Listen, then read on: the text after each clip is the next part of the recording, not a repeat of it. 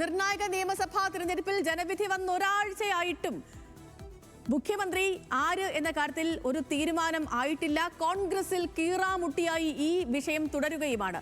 കേരളത്തെ ആര് നയിക്കുമെന്ന ഉദ്യോഗത്തിലാണ് മലയാളികൾ.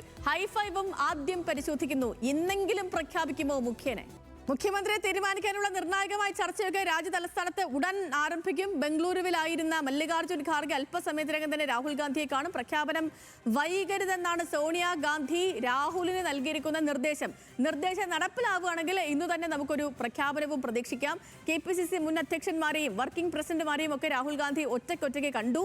വന്നവരിൽ ഭൂരിപക്ഷവും KC വേണുഗോപാലിനൊപ്പമാണ്. K മുരളീധരനും മുല്ലപ്പള്ളിയും VM സുധീരനും സതീശനെയാണ് പിന്തുണച്ചിരിക്കുന്നത്.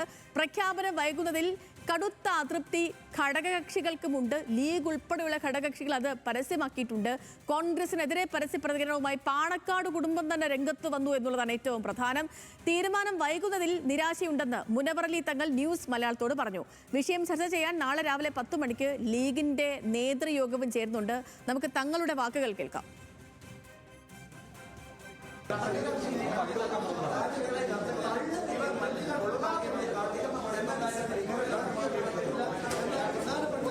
തീരുമാനം ഉണ്ടാകും എന്നുള്ളത് തന്നെയാണ് ഞങ്ങൾ പ്രതീക്ഷിക്കുന്നത്.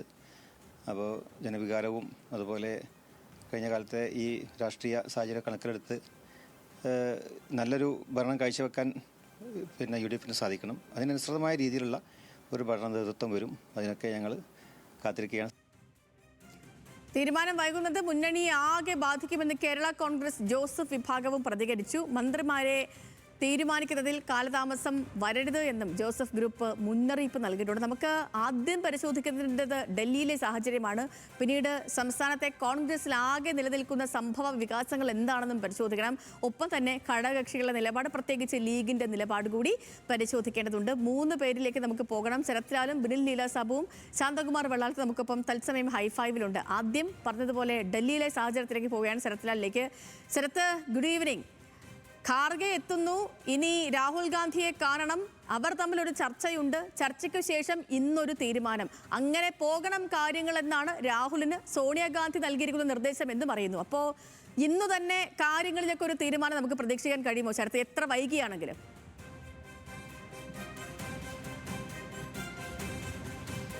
Good evening Sreelakshmi.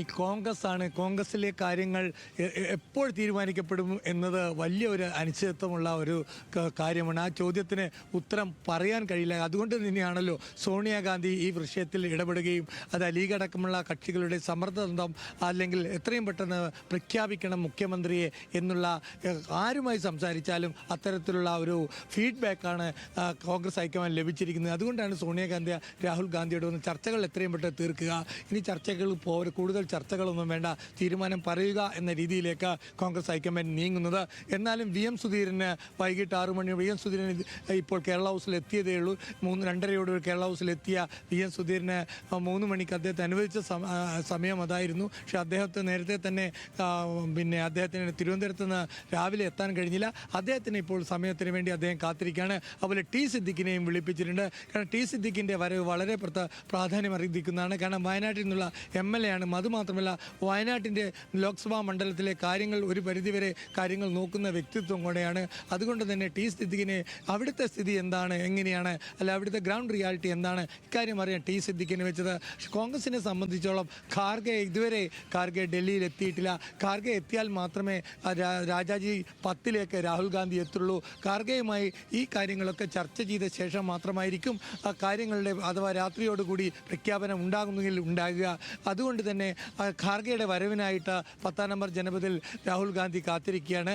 ഇന്ന് മുഴുവൻ സമയവും രാഹുൽ ഗാന്ധി രാവിലെ 11:30 ആദ്യത്തെ മീറ്റിംഗ് തുടങ്ങിയത്.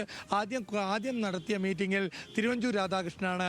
10 മിനിറ്റോളം തിരുവഞ്ചൂർ രാധാകൃഷ്ണൻ സമയം അനുവദിച്ചു. അത് കഴിഞ്ഞ് K സുധാകരൻ, അത് കഴിഞ്ഞ് MM ഹസൻ, അത് കഴിഞ്ഞ് K മുരളീധരൻ.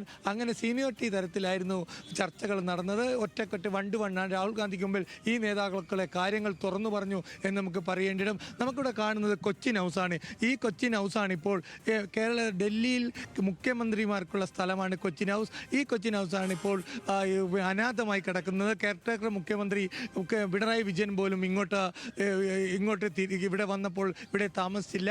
അതുകൊണ്ട് പുതിയ മുഖ്യമന്ത്രി ആരായിരിക്കും എന്നനുസരിച്ചായിരിക്കും ഈ കാര്യങ്ങൾ കൊച്ചിൻ ഹൗസിലേക്ക് റൂം ശരിയാക്കുക. അത് അവിടെ നിൽക്കട്ടെ.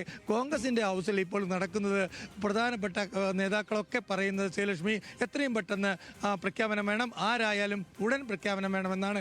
ഏതായാലും ഇപ്പോഴും വി ഡി സതീശൻ്റെയോ അല്ലെങ്കിൽ കെ സിയുടെയോ ആർ സിയുടെയോ കാര്യത്തിൽ ഒരു അന്തിമ തീരുമാനം ഇതുവരെ രാഹുൽ ഗാന്ധി മനസ്സ് തുറന്നിട്ടില്ല. സംസാരിച്ച വ്യക്തികളൊന്നും തന്നെ രാഹുൽ ഗാന്ധി ആരാണ്, എന്താണ്, ആരെയാണ് ഹൈക്കമാൻഡ് മനസ്സിലുള്ളത് എന്ന് അദ്ദേഹം തുറന്നു പറഞ്ഞിട്ടില്ല. നിർദ്ദേശങ്ങൾ നിങ്ങളുടെ മനസ്സിൽ എന്താണ്, അല്ലെങ്കിൽ ഇത് എങ്ങനെ സോൾവ് ചെയ്യും എന്ന തരത്തിലുള്ള ചോദ്യങ്ങളാണ് രാഹുൽ ഗാന്ധി മനസ്സിലെ കാര്യങ്ങൾ ചോദിച്ച് മനസ്സിലാക്കുന്നതേ ഉള്ളൂ രാഹുൽ ഗാന്ധി. ആ മനസ്സിലിരിക്കുന്ന എന്തെന്ന് പറഞ്ഞാൽ ഇവിടുത്തെ കോൺഗ്രസിന്റെ കാര്യത്തിൽ ഒരു തീരുമാനമാവുകൾ ഒരു സംസ്ഥാനത്തിന്റെ കാര്യമാണ്, ഭരണ പ്രതിസന്ധിയാണ്. അതൊക്കെ ഈ മനസ്സറിയുന്ന കൂട്ടത്തിൽ അതും കൂടി രാഹുൽ ഗാന്ധി മനസ്സിലാക്കിയാൽ നന്ന്.